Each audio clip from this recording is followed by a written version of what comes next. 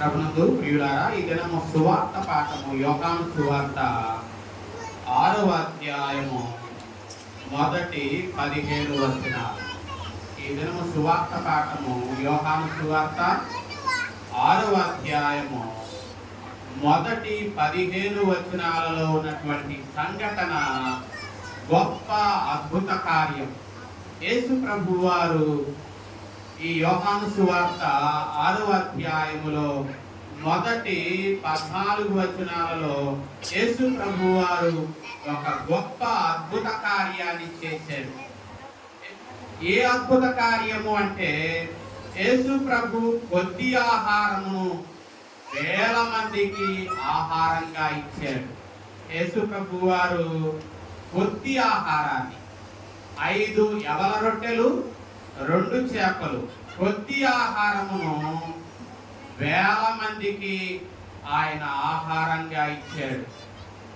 మరి ఒకవేళ అనుకోకుండా వేల మందికి మనం ఆతిథ్యము మరి ఇవ్వవలసి వస్తే, అనుకోకుండా వేల మంది అతిథులు మనం వంట చేయాల్సి వస్తే, స్పాట్లో మనం చేయాల్సి వస్తే అది మనకు సాధ్యమేనా?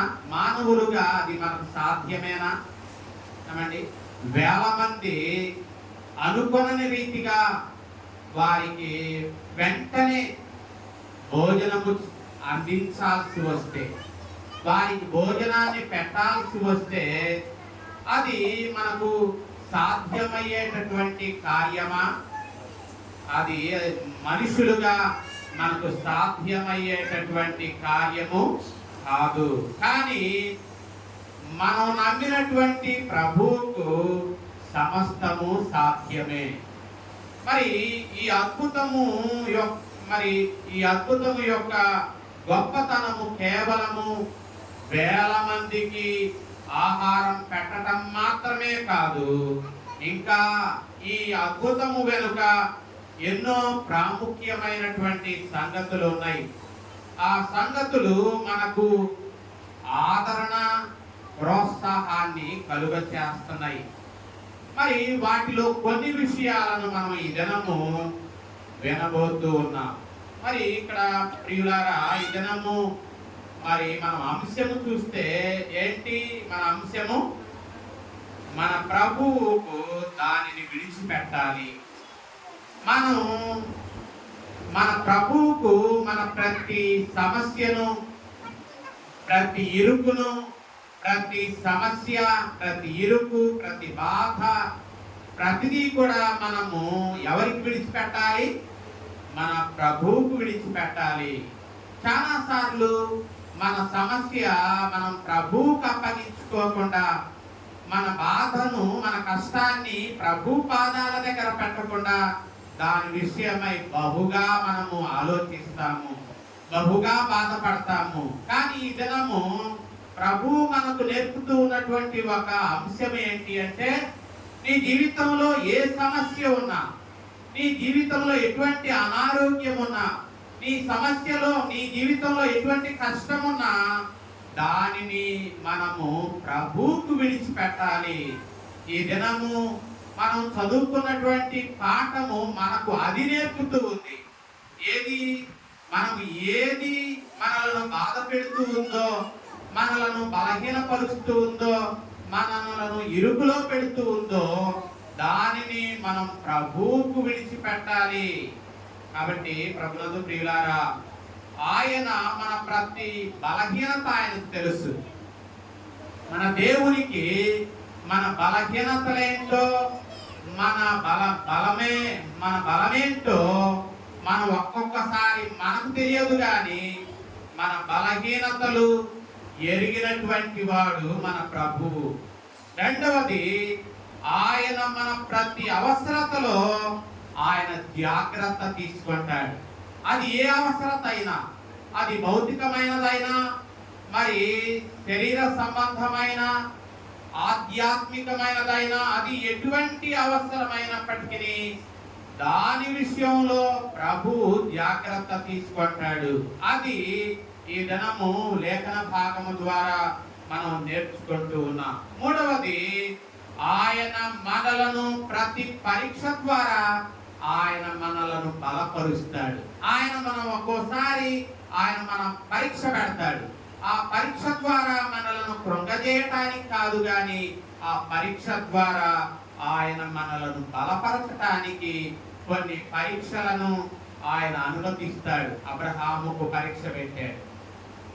ఆ పరీక్ష, అబ్రహాము విశ్వాసములో బలపరచబడ్డాడు. అలాగే మన జీవితాల్లో కూడా దేవుడు కొన్నిసార్లు పరీక్ష పెడతాడు. ఆ పరీక్షలలో మనము ఏం చేయాలి? ఆ పరీక్షలలో ఆ పరీక్ష ద్వారా దేవుడు మనలను బలపరుస్తాడు. ఇంకా మనం చూస్తే ఆయన మనకు ప్రతి ఆశీర్వాదాన్ని అనుగ్రహిస్తాడు. ఇదేనో సువార్త పాఠములో ఇన్ని విషయాలు మనం చెప్పుకుంటున్నాం. ఒక ప్రధానమైన అంశం ఏంటంటే, మనం ప్రతిదీ కూడా, మన ప్రతి సమస్య కూడా, మన ప్రతి కష్టము కూడా, మన ప్రతి బలహీనత కూడా మనం మనలో పెట్టుకోవడం కాదు, మనం ప్రభువుకు దానిని ఏం చేయాలి? విడిచిపెట్టాలి. ఎందుకంటే మన బలహీనతలలో ఆయన సహానుభవము కలిగిన వాడు కాబట్టి.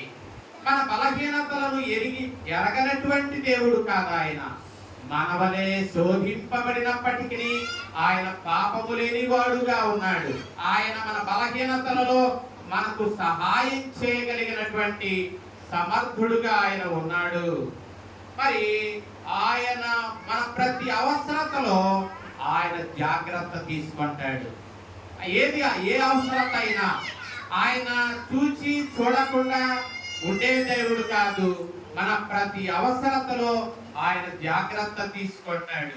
మూడవది, ఆయన మనలను ప్రతి పరీక్ష ద్వారా, ఒకవేళ ఆయన పరీక్ష మనకు పెడుతూ ఉన్నాడు అంటే ఆ పరీక్ష ద్వారా మనలను బలపరచటానికే తప్ప బలహీనపరచటానికి ఎంత మాత్రమూ కాదు.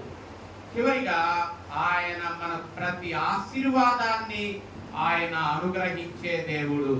మరి ఈ దినము సువార్త పాఠం మనం చూస్తే చాలా మంది, మనం బహుజన సమూహము వాళ్ళు యేసు ప్రభు దగ్గరకు వచ్చారు. బహుజనులు ఆయనను వెంబడించిరి అని 2వ వచనం 6:2లో చివరిలో ఆ మాట చూస్తాం. బహుజనులు ఆయనను ఏం చేశారు? వెంబడించిరి. ఇక్కడ ప్రియులారా మనం చూస్తే మరి చాలా దూరం నుండి, పట్టణాల నుండి, గ్రామాల నుండి, బహుదూరము నుండి వారు ప్రభువును చూడడానికి వారు ప్రభు దగ్గరకు వచ్చారు. ఇది ఒక ఆశ్చర్యము. ఏంటంటే ప్రభు అనేకులను ఆకర్షించేటటువంటి వాడు. అందుకని ఆయన ఒక మాట అన్నాడు, నేను భూమి మీద నుండి పైకెత్తబడినట్లయితే అనేకులను ఏం చేస్తాను? ఆకర్షించుకుంటాను అన్నాడు. కాబట్టి ఆయన శిలువ మీద ఎత్తబడినప్పుడు ఆనాటి నుండి ఈనాటి వరకు ఆయన ఎంతో మందిని తన దగ్గరకు ఏం చేస్తున్నాడు? ఆకర్షించుకుంటున్నాడు. కాబట్టి ఇప్పుడు యేసు ప్రభు వారు, ఆయన శిష్యులు ఎక్కడున్నారో మనం చూస్తాం. ఎక్కడున్నారో 6వ వచనం మొదటిలో మనం చూస్తే తిబెరియా సముద్రం, అంటే దానికి మరి ఒక పేరు గలిలయ సముద్రం. దీన్నే గెన్నేసరేతు సరస్సు కూడా అన్నారు. చూసారా ఎన్ని పేర్లో? గెన్నేసరేతు సరస్సు అన్నా, తిబెరియా సముద్రం అన్నా, గలిలయ సముద్రం అన్నా, ఇవన్నీ ఒకే సముద్రానికి కలిగి ఉన్నటువంటి పేర్లయి. మరి ఇక్కడ మనం చూస్తే ప్రియులారా, ఆయన గలిలయ సముద్రానికి తూర్పున ఉన్నారు. మరి ఆయన, మనం పోయిన వారం మీరు వాక్యాన్ని విన్నట్లయితే, ఆ వాక్యం జ్ఞాపకం ఉన్నట్లయితే, వారు మరి నది దాటి, సముద్రము దాటి ఆ దానికి వెళ్ళారు. ఎందుకు వెళ్ళారు చెప్పగలరా? పోయిన వారం ఎందుకు వెళ్ళారు? యేసయ్య అన్నాడు, మీరు ఏకాంత ప్రదేశమునకు వెళ్ళి కొంత సమయము ఏం చేయమన్నాడు? విశ్రాంతి తీసుకోమన్నాడు. చూసారా? పోయిన వారం అదే మన అంశము. ఆయన ఆ దరికి ఎందుకు వెళ్ళాడంటే, వాళ్ళు సువార్త చెప్పారు, రోగులను స్వస్థపరిచారు, దెయ్యములను వెళ్ళగొట్టారు. మరి వాళ్ళు అలిసిపోయారు. యేసయ్య అలిసిన వారిని చూసి ఏమన్నాడంటే, మీరు ఏకాంత ప్రదేశమునకు వెళ్ళి కొంత సమయము అలసట తీర్చుకోండి. కాబట్టి వారు దోణిలెక్కి ఆ దరికి వెళ్ళారు. ఆ దరికి వారు వెళ్ళారు. ఇక్కడ మనం చూస్తే మరి వారు అచ్చటికి ఆ దరికి వెళ్ళేసరికి అక్కడ విశ్రాంతి కాదు, అక్కడ ఎవరున్నారు? ఆల్రెడీ బహుజనులు అక్కడ ఉన్నారు. బహుజనులు వారు యేసయ్య కొరకు ఎదురు చూస్తూ ఉన్నారు. ఎందుకు మరి ప్రజలు యేసు ప్రభువును వెంబడించారు? ఎందుకు వారు యేసయ్యను చూడడానికి ఆదరికి వెళ్ళారు అంటే, యేసు ప్రభు బోధను వినడానికా? యేసు ప్రభు బోధన వినడానికా? లేక వారి యొక్క పాపముల యొక్క క్షమాపణ కొరక? లేక ప్రభువు వలన బాప్తిస్మం పొందడానికా? ఎందుకు వాళ్ళు ఆదరికి వెళ్ళారు? బహుజనులు వెళ్ళారు. చాలా దూరం నుండి వారు ప్రభు దగ్గరకు వెళ్ళారు. ఎందుకు వెళ్ళారో చెప్పారు. ఎందుకు వెళ్ళారు వారు మరి ఆయన బోధ వినడానికి వెళ్ళారా? ఆయన బోధలలో ఆనాటి బోధకులు చెప్పనటువంటి శ్రేష్టమైన సంగతులను ఆయన బోధిస్తూ ఉన్నాడు. ఆయన బోధ ప్రత్యేకముగా ఉంది. ఆనాడు పరిసయ్యులు శాస్త్రులు చెప్పిన బోధలాగా లేదు. ఆయన బోధ అధికారముతో కూడినదిగా ఉంది. కాబట్టి అటువంటి బోధను వినడానికి వారు ఆదరికి వెళ్ళారా? మరి పాప క్షమాపణ కొరకు వారు ప్రభు దగ్గరకు వెళ్ళారా? లేక వారు నమ్మి బాప్తిస్మం పొందడానికి వారు వెళ్ళారా? ఎందుకు వెళ్ళారు? దానికి జవాబు వాక్యమే చెప్తూ ఉంది. ఎక్కడ చూద్దాం? 2వ వచనం. ఎందుకు వెళ్ళారు అంటే 2వ వచనంలో ఏమంటే, రోగుల ఎడల ఆయన చేసిన సూచక క్రియలను చూసి బహుజనులు ఆయనను ఏం చేశారట? యోహాను రాస్తున్నాడు. ఎందుకు వెళ్ళారు? బోధ వినడానికి వెళ్ళారా? బాప్తిస్మం పొందడానికి వెళ్ళారా? వారి పాపములను క్షమాపణ కొరకు వెళ్ళారా అంటే ఇవేమీ కాదు. ఎందుకు వెళ్ళారో యోహాను సువార్తికుడు చెప్తూ ఉన్నాడు. ఎందుకు వెళ్ళారట? రోగుల ఎడల ఆయన చేసిన సూచక క్రియలను చూసి బహుజనులు ఆయనను ఏం చేశారట? వెంబడించారు అని యోహాను రాస్తూ ఉన్నాడు. ప్రజలు కొన్ని అద్భుతాలు చూడడానికి ఆ దరికి వెళ్ళారు.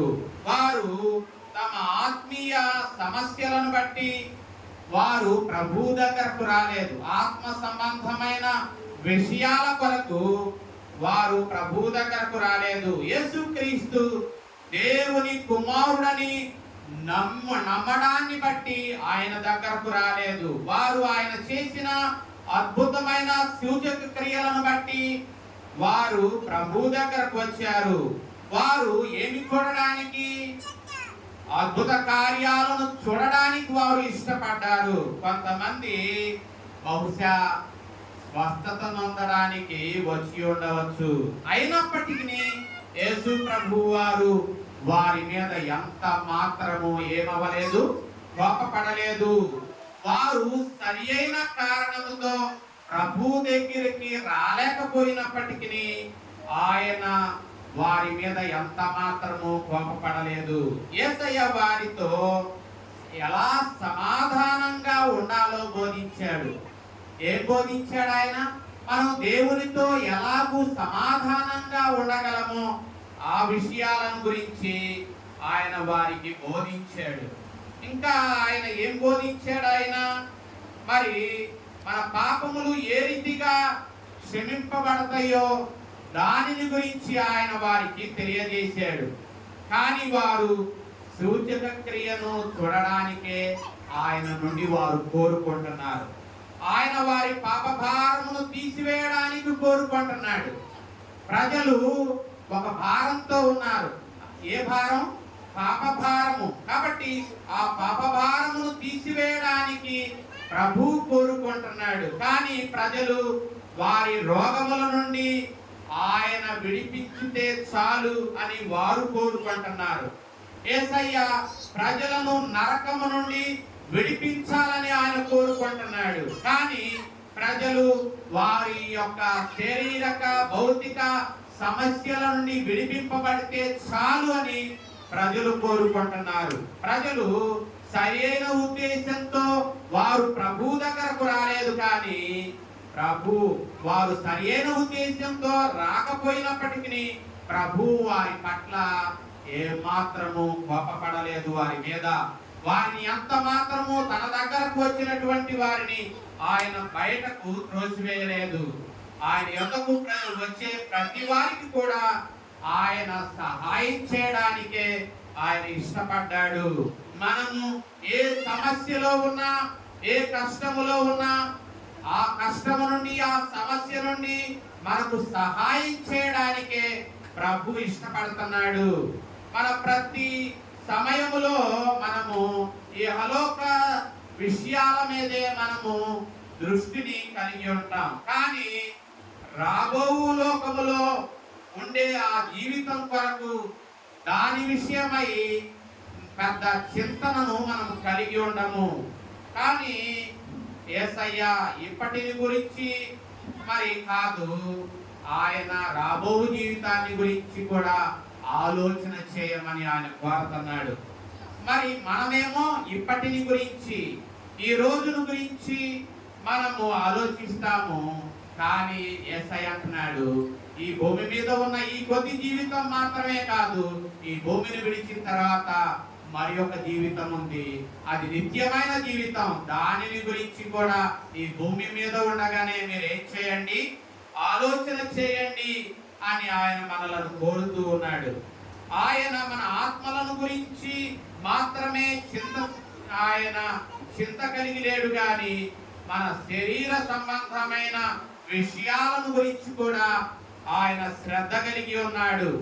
మనకు ఆహారము దొరకనప్పుడు, మనకు ఏ పని చేయడానికి దొరకనప్పుడు, మనకు మరి పంటలు పండడానికి సరైన వర్షాలు లేనప్పుడు, ఆయన మనము అనారోగ్యంతో ఉండి డాక్టర్ దగ్గరకు వెళ్ళాల్సిన పరిస్థితి వచ్చినప్పుడు, మనం అనారోగ్యంతో మరి ఆ మందులు కొనుక్కోవడానికి డబ్బులు లేని పరిస్థితుల్లో కూడా ఆయన వీటన్నిటి విషయంలో, మనం ఏ విషయంలోనైతే బాధను కలిగి ఉంటున్నామో ఆ విషయాలన్నింటిని గురించి ఆయన శ్రద్ధ వహిస్తూ ఉన్నాడు మన పట్ల. కాబట్టి మనము ఒంటరిగా నిరుత్సాహముతో కృంగి ఉన్నప్పుడు యేసయ్య మన ఎడల ఆయన శ్రద్ధ తీసుకునేవాడుగా ఉన్నాడు. కాబట్టి ఈ జీవితములకు సంబంధించిన విషయాలన్నింటిని గురించి యేసయ్య శ్రద్ధ కలిగి ఉన్నాడు. కాబట్టి ప్రభునందు ప్రియులారా, మనము మరి ఇక్కడ మనం చూస్తే సువార్త పాఠములో యేసయ్య గాని, శిష్యులు గాని, ప్రజలు గాని ఎక్కడ ఉన్నారండి? పట్టణంలో ఉన్నారా? వాళ్ళు అరణ్య ప్రదేశంలో ఉన్నారు. అంటే దాని అర్థము సౌకర్యాలు అందుబాటులో లేని ప్రదేశంలో వారు ఉన్నారు. అయినప్పటికీ యేసయ్య వారి పట్ల ఆయన శ్రద్ధ గలవాడుగా ఉన్నాడు. వారు ఏ అవసరతలో ఉన్నారో ఆ అవసరతను తీర్చే విషయంలో ఆయన సౌకర్యాలు లేని ప్రదేశంలో ప్రజలు ఉన్నప్పటికీ వారి అవసరాన్ని తీర్చాలి అని ఆయన శ్రద్ధ గలవాడుగా ఉన్నాడు. కాబట్టి ప్రభునందు ప్రియులారా, ఈ విషయం మనకు ఎంతో ఆదరణను కలుగజేస్తుంది. ఆయన మన పట్ల శ్రద్ధ గలవాడుగా ఉన్నాడు. ఒక్కోసారి మన భర్తే మన పట్ల శ్రద్ధ కలిగి ఉన్నాడు. ఒక్కోసారి మనం కన్న బిడ్డలే మన పట్ల శ్రద్ధ కలిగి ఉంటారు. మనం అనుకున్న వారే మన పట్ల శ్రద్ధ కలిగి ఉంటారు. ఎవరు మన పట్ల శ్రద్ధ లేకున్నా, శ్రద్ధ కలిగి ఉన్నా, ఒక ఆయన మాత్రం మన పట్ల శ్రద్ధ కలిగి ఉన్నాడు. ఆయన ఎవరు? మన ప్రభు అయిన యేసుక్రీస్తు. ఆయన మన పట్ల ఆయన శ్రద్ధ కలిగి ఉన్నాడు. మరి ఇక్కడ వారు ఆకలితో ఉన్నారు. సమస్య మరి మా సమస్యకు కారణం వారిలే. వాళ్ళు పట్టణాల నుండి, గ్రామాల నుండి ఎక్కడికి వచ్చారు? అరణ్య ప్రదేశానికి వచ్చారు. వారికి ఇప్పుడు ఆహారం అవసరం. వాళ్ళు సమస్యలో ఉన్నారు. ఆ సమస్యకు కారణం శిష్యులు కాదు, ఆ సమస్యకు కారణం యేసు ప్రభువు కాదు, ఆ సమస్య కారణం వాళ్ళే. కాబట్టి చాలాసార్లు మన సమస్యలకు కారణం మనమే, ఎవరో కాదు. ఒక్కోసారి మన సమస్యలు మనము కారణమై ఆ సమస్యను ఎవరి మీదకి నెడతాం? దేవుని మీదకి నెడతాం. ఈ సమస్య కారణం నువ్వేనయ్యా, ఈ సమస్య కారణం నువ్వే. మన పేరెంట్స్ మీద నెడతాం, ఈ సమస్య కారణం మన ప్రక్కన వాళ్ళ మీద నెడతాం. కానీ యేసయ్య మన సమస్యకు మనం కారణమైనప్పటికీ ఆయన మన పట్ల శ్రద్ధ కలిగి ఉన్నాడు. కాబట్టి ఈ విషయాన్ని మనం మర్చిపోకూడదు. ఈ సంఘటనలో వాళ్ళే వాళ్ళ సమస్యకు కారకులు అయినప్పటికీ మన బలహీనతలేంటో మన ప్రభువుకు తెలుసు. మన బలహీనతలు ఆయన సంపూర్ణంగా అర్థం చేసుకునేవాడు ఆయన. కాబట్టి ప్రభునందు ప్రియులారా, అందుకనే హెబ్రీ పత్రిక 4:15లో ఒక మాట మనం చూస్తాం. సారీ, ఆ మాట చదువుతారా? హెబ్రీ పత్రిక 4:15లో మన ప్రధాన యాజకుడు మన బలహీనతల యందు మనతో సహానుభవము లేనివాడు కాడు గాని సమస్త విషయములలోనూ మన వలనే శోధింపబడినను ఆయన పాపము లేనివాడుగా ఉండెను. ఇక్కడ హెబ్రీ గ్రంథకర్త ఏమని వ్రాస్తున్నాడంటే, మన ప్రధాన యాజకుడు మన బలహీనతల యందు మనతో ఏం గలవాడు? సహానుభవము గలవాడు. అంటే ఆయనకన్నీ తెలుసు. మన బాధలు, మన ఇరుకులు, మన ఇబ్బందులు అన్నీ ఆయనకు తెలుసు. ఎందుకంటే ఆయన ఈ భూమి మీద ఎంతకాలం బ్రతికాడు? 33.5 సంవత్సరాలు ఈ భూమి మీద శరీరధారిగా ఉన్నాడు. ఆయన ఆకలంటే ఏదో తెలుసు. ఆయన వడ్రంగి పని చేశాడు కాబట్టి చెమట పట్టడం ఆయనకు తెలుసు. ఆయనకు మరి మన బాధలన్నీ తెలుసు. శోధనలంటే ఏం తెలుసు. మనం యేసయ్యను మరి అపవాది ఎన్ని దినాలు శోధించాడు? 40 దినాలు. అపవాది చేత శోధింపబడే అనుభవం ఆయనకు ఉంది. ఆయన మరి మనుషులు అనరాని మాటలు మరి మనం ఒక్కసారి మనకంటే ఆయననే ఎక్కువగా అన్నారు కదండి. ఆయనను మనల్ని కూడా అనలా. యేసయ్యను అన్నట్లుగా మనల్ని కూడా అనలా. ఆయన మనకంటే ఆయన ఎన్నో అనరాని మాటలు ఆయన పడ్డాడు. ఆయన ఆకలి కొన్నాడు. ఆయన మనలాగా ఆయన చెమటోడ్చాడు. నడిచాడు. ఆయన ఎండలో మిట్ట మధ్యాహ్నపు వేళ ఆయన సుకారు అనే గ్రామానికి ఎప్పుడు వెళ్ళాడు? రాత్రిపూట కాదు, సాయంకాలం పూట కాదు, మిట్ట మధ్యాహ్నం 12 గంటలప్పుడు. మనకు సైకిళ్ళు ఉన్నాయి, వాహనాలు ఉన్నాయి. ఆయన కాలినడకన, ఆ రోజులో సరి అయిన రోడ్లు కూడా లేవు. అలా రాళ్ళు రప్పలలో సరి అయిన త్రోవ లేని ఆ ప్రదేశాలలో ఆయన నడుచుకుంటూ మిట్ట మధ్యాహ్నము వెళ్ళారు. అంటే ఆయనకి ఎదురు దెబ్బలేందో తెలుసు.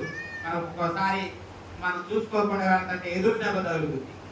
ఆయనకి అటువంటి దెబ్బలు ఎన్ని తగిలియో. అంటే ఇక్కడ హెబ్రీ పత్రిక వ్రాసినటువంటి గ్రంథకర్త ఏమంటున్నాడంటే, మన ప్రధాన యాజకుడు మన బలహీనతల యందు మనతో సహానుభవము లేనివాడు కాడు. అంటే దాని అర్థము సహానుభవము కలిగినటువంటి వాడు. అంటే మన ఇరుకు, మన ఇబ్బంది, మన ప్రతిదీ కూడా ఆయనకు తెలుసు. మనం ఏమి వీళ్ళకి ఆకలవుతుంది, వీళ్ళు ఏం తినాలి అని ప్రతి చిన్న విషయం కూడా ఆయన మన పట్ల శ్రద్ధ తీసుకునే దేవుడు. చాలాసార్లు మనం పెద్ద విషయాలైతే పట్టించుకుంటాం, చిన్న విషయాలు చూసి చూడనట్టు వదిలేస్తాం. కానీ యేసయ్య ప్రతి చిన్న విషయం కూడా ఆయన మన పట్ల శ్రద్ధ తీసుకునేవాడు. మనకు సరిపడా ఆహారం లేనప్పుడు, మనము ఒకవేళ రోజులో ఒక్క పూట భోజనం చేసే పరిస్థితి వచ్చినప్పుడు ఆయన అంటున్నాడు, నా ప్రజలు తినడానికి ఆహారం ఎచ్చటి నుండి మీరు తీసుకువస్తారు అంటున్నాడు. ఆయన తెలుసు ఎక్కడి నుండి తీసుకురావాలో తెలుసు, కానీ ఆయన అంటున్నాడు, ఇగో ఈ ప్రజలు ఆకలితో ఉన్నారు, వీరికి ఆహారం ఎక్కడి నుండి తీసుకువద్దాము అంటున్నాడు. అంటే ప్రతి చిన్న విషయంలో కూడా ఆయన శ్రద్ధ కలిగి ఉన్నాడు. దేవుడు ఉన్నతుడైన వాడు, ఆయన ఉద్దేశాలు కూడా ఉన్నతంగా ఉంటాయి. ఉన్నతుడైన దేవుడు అయినప్పటికీ ఆయన చిన్న విషయాలను కూడా పట్టించుకునేటటువంటి వాడు, చిన్న అవసరతలను గురించి కూడా శ్రద్ధ తీసుకునేవాడు. కాబట్టి ఈ మాటలు మనకెంతో ప్రోత్సాహాన్ని అందిస్తున్నాయి.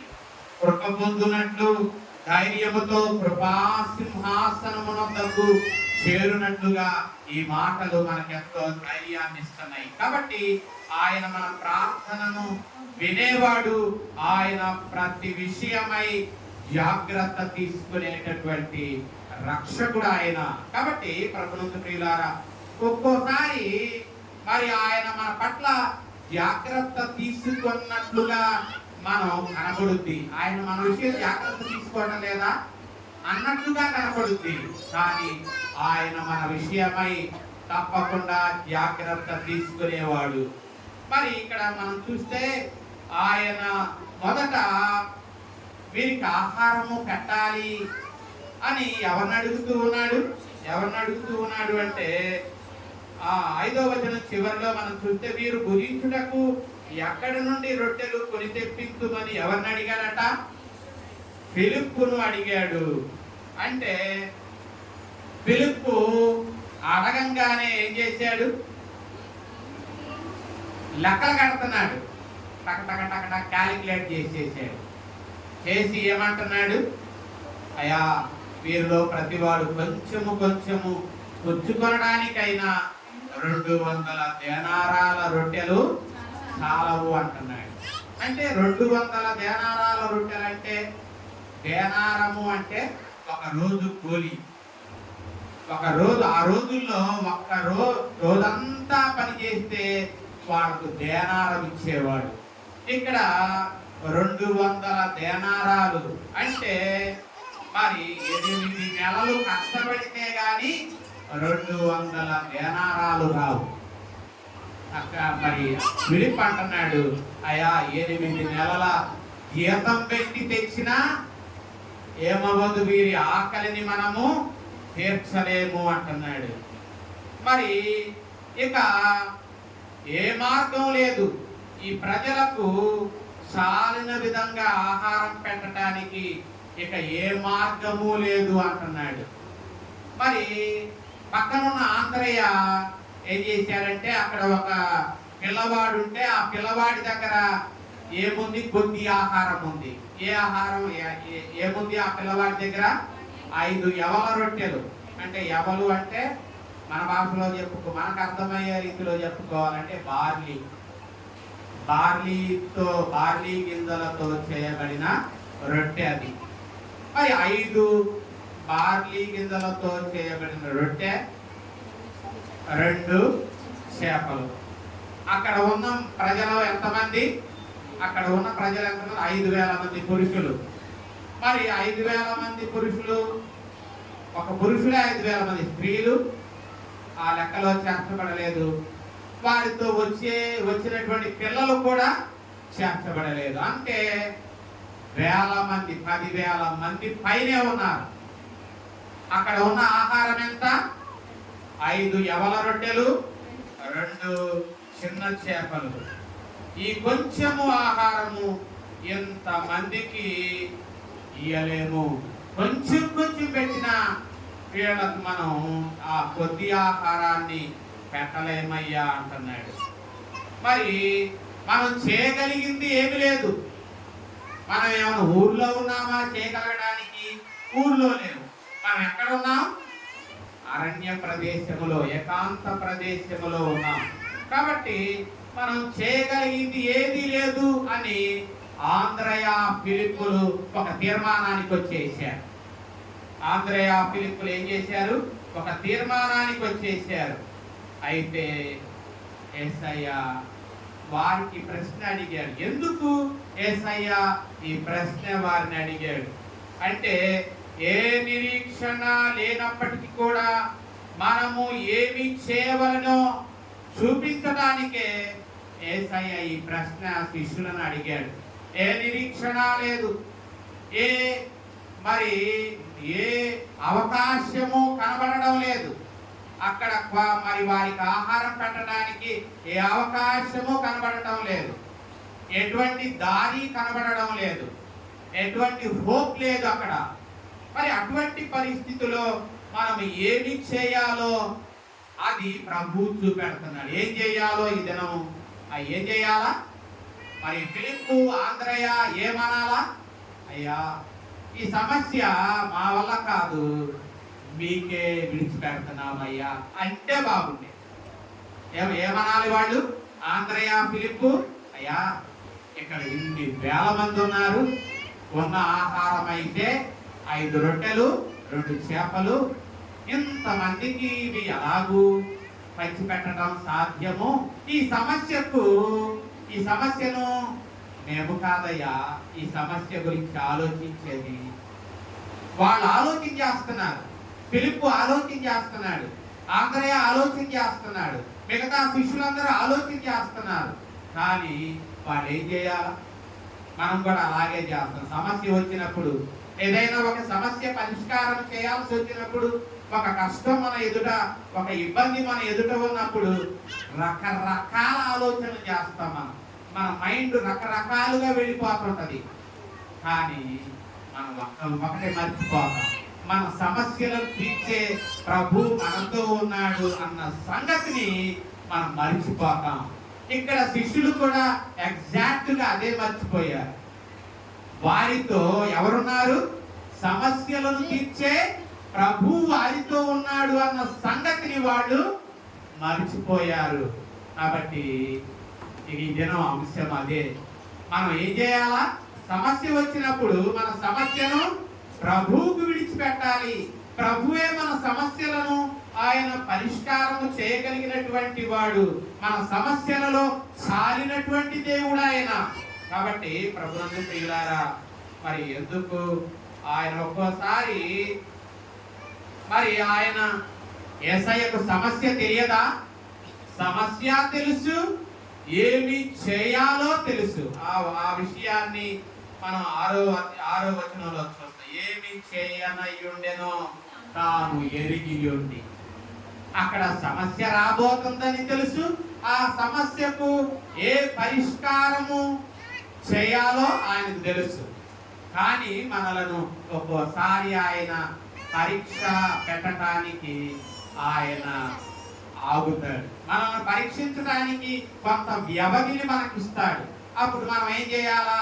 మన బుర్రతో మనం రకరకాలుగా ఆలోచించి బీపీని పెంచుకోవడం కాదు, మనం రకరకాలుగా ఆలోచించి ఆరోగ్యాన్ని మన విశ్వాసాన్ని బలహీనపరుచుకోకూడదు.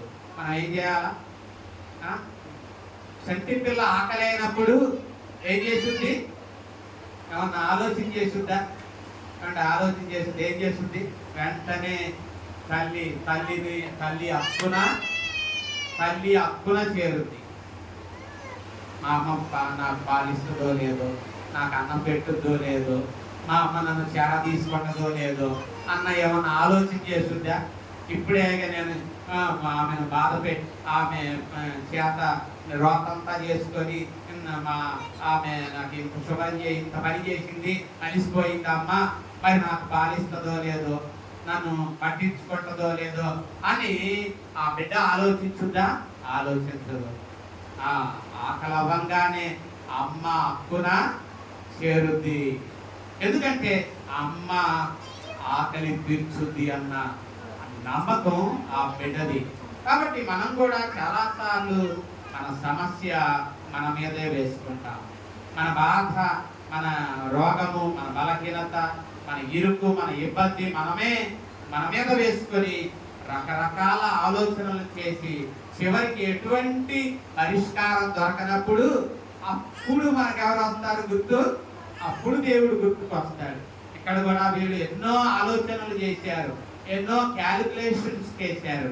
కానీ ఏ క్యాలిక్యులేషను, ఏ ఆలోచన చేసినా అక్కడ సమస్య పరిష్కారము కాని పరిస్థితుల్లో యేసయ్య కలుగు చేసుకున్నాడు. వాళ్ళు ప్రభు దగ్గరకు రాలేదు, కానీ ప్రభువే వారి విషయమై శ్రద్ధ తీసుకుంటున్నాడు. ఆయన మీ దగ్గర ఎన్ని రొట్టెలు ఉన్నాయి అన్నాడు. మరి ఆయన 5 రొట్టెలు 2 చేపలు.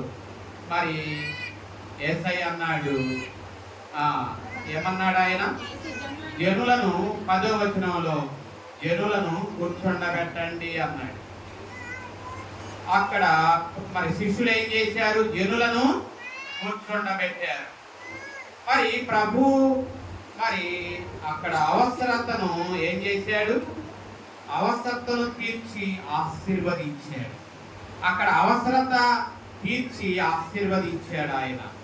ప్రజలకు ఆహారం ఇవ్వడానికి, ప్రజలకు ఆహారాన్ని సమృద్ధిగా ఆయన పంచిపెట్టడానికి ఏం చేశాడు? ఆయన ఏం చేశాడు? ముందుగా అక్కడ ఉన్న ఆ కొద్ది ఆహారాన్ని తన చేతులలో ఆయన ఏం చేశాడు?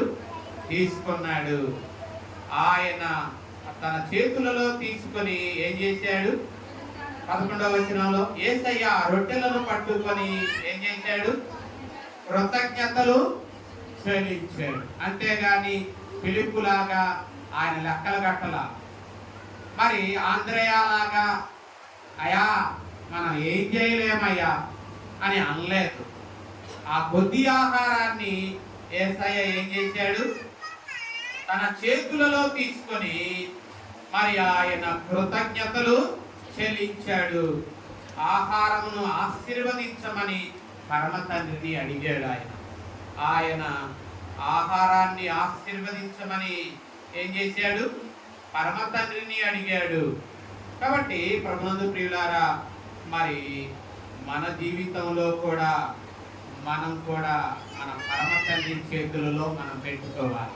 మన సమస్య యేసయ్య ఏ రీతిగా ఆ రొట్టెలు కృతజ్ఞతలు చెల్లించి దానిని మరి పరమ తండ్రి చేతులకు అప్పగించాడో, మనం కూడా ఏం చేయాలా? సమస్య వచ్చినప్పుడు మనం ఆలోచించడం కాదు, మనం తర్జన పడటం కాదు, మనం అటు ఇటు పరిగెత్తటం కాదు, మనం మనుషుల వైపు చూడడం కాదు. మరి ఏం చేయాలి? మనం ఏం చేయాలంటే ఆ సమస్యను ప్రభువే చూసుకుంటాడు. అబ్రహాము కుమారుడు అడిగాడు, అయ్యా నిప్పుంది, కత్తుంది, కట్టెలు ఉన్నాయి, అన్నీ ఉన్నాయి. కట్టెలు ఉన్నాయి, బలికి నిప్పు కూడా ఉంది, కత్తి ఉంది, నిప్పు ఉంది, కట్టెలు ఉన్నాయి. మరి గొర్రె పిల్ల ఏదయ్యా అంటే అబ్రహాము ఏమన్నాడు? యెహోవాయే గొర్రె పిల్లను చూసుకుంటాడయ్యా, దేవుడే చూసుకుంటాడు, యెహోవా ఈరే దేవుడే చూసుకుంటాడయ్యా అని అబ్రహాము ఆ సమస్యను ఎవరికి విడిచిపెట్టేశాడు? దేవునికి విడిచిపెట్టాడు. దేవుడు ఆ సమస్యను తీర్చాడా? తీర్చాడు. గొర్రె చూపించాడా? గొర్రెను చూపించాడు. తన కుమారునికి ప్రతిగా ఆ గొర్రె పిల్లను పట్టుకొచ్చి దహన బలిగా అబ్రహాం ఏం చేశాడు? అర్పించాడు. కాబట్టి ప్రభునందు ప్రియులారా, అబ్రహాముకు సమస్యకు దారిని చూపిన దేవుడు మన సమస్యకు, మన ఇరుకుకు, మన ఇబ్బందికి ఆయన దారి చూపించలేడా? అంత అసమర్థుడైన దేవుడా మన దేవుడు? కాదు కదా. ఆయన అంటున్నాడు, నాకు అసాధ్యమైనది ఏదైనా కలదా అంటున్నాడు ఇర్మియా గ్రంథంలో. ఆయనకు అసాధ్యమైనది ఏది లేదు ఆయనకి. కాబట్టి ఎప్పుడు సాధ్యమంటే మన సమస్యను ప్రభు పాదాల దగ్గర పెట్టి, దేవా ఈ సమస్య నీవే చూసుకోయ్యా అని ఎప్పుడైతే మనం ఆయన పాదాల దగ్గర పెట్టి ఆయన మీద మన భారాన్ని, అందుకని నీ భారము యెహోవా మీద మోపుము, ఆయనే నిన్ను ఆదుకొనును. కాబట్టి మన భారాన్ని, మన సమస్యను ప్రభు పాదాల దగ్గర పెట్టి మనం అడిగితే ఆ సమస్యకు పరిష్కారము ఆయనే చూపిస్తాడు. కాబట్టి ప్రభునందు ప్రియులారా, ఒక్క మాట చదువుతాను. రోమా పత్రికలో 8వ అధ్యాయం. ఒకసారి ఆ అద్భుతమైనటువంటి విషయాన్ని పౌలు చేత ప్రభు రాయించాడు. 8:32లో ఒకసారి ఆ మాట చూస్తారా? తన సొంత కుమారుని అనుగ్రహించుటకు వెనుతీయక మన అందరి కొరకు ఆయనను అప్పగించిన వాడు ఆయనతో పాటు సమస్తమును మనకెందుకు అనుగ్రహించాడు అంటున్నాడు. తన స్వంత కుమారుడే, తన స్వంత కుమారుణ్ణే మన కొరకు ఏం చేశాడు? అప్పగించాడు, విడిచిపెట్టాడు. తన ఒకగానొక కుమారుణ్ణి, తన ప్రియ కుమారుణ్ణే మనకిచ్చాడు. అంతకంటే దేవునికి విలువైన వాడు, విలువైనది ఉందా? ఆ విలువైన వ్యక్తినే మన కొరకు ఇవ్వంగా లేనిది ఈ అక్కర్లను ఆయన తీర్చలేడా? మన అక్కర్లను తీర్చలేడా? మన ఇబ్బంది నుండి ఆయన మనలను విడిపించలేడా? విడిపిస్తాడు. దేవుడు తన కుమారుణ్ణే ఇచ్చాడు కదా, ఆయనతో పాటు సమస్తమును మనకు ఎందుకు ఇవ్వలేడు? ఇస్తాడు ఆయన. ఎందుకంటే ఎప్పుడు మనం ఆయన విడిచిపెట్టినప్పుడు, ఆయన మీద మనం భారం వేసినప్పుడు, ఆయన పాదాల దగ్గర పెట్టి మనం అడిగినప్పుడు ఆయన అంటాడు, అడుగుడి మీకు ఇవ్వబడును. కాబట్టి అడిగితే తప్పకుండా ఆయన ఇస్తాడు. ఏమి ఇస్తాడు? శ్రేష్టమైనది ఇస్తాడు. అరాకొరా ఇవ్వడు. ఏమండి, ఆయన చేతుల్లో పెడితే ఆయన సమృద్ధిగా ఇస్తాడు. అక్కడ వాళ్ళకి ఎలా ఇచ్చాడు? వాళ్ళు ఎలా తిన్నారట? వాళ్ళు మనం చూస్తే వాళ్ళు తృప్తిగా తిన్నారట. వాళ్ళు మనం చూస్తే తృప్తిగా 12వ వచనంలో వారు తృప్తిగా తినిన తరువాత చూసారా, వారు తృప్తిగా తిన్నారు. మన దేవుడు ఇస్తే తృప్తిగానే ఇస్తాడు, సమృద్ధిగా ఇస్తాడు, అంచులు జారే మట్టుకు ఇస్తాడు ఆయన. కాబట్టి ప్రభునందు ప్రియులారా, మరి మనం కూడా మరి ప్రభువుకు అప్పగించుకోవాలి. మనము ఆయన మన ప్రతి అవసరతను తీరుస్తాడు.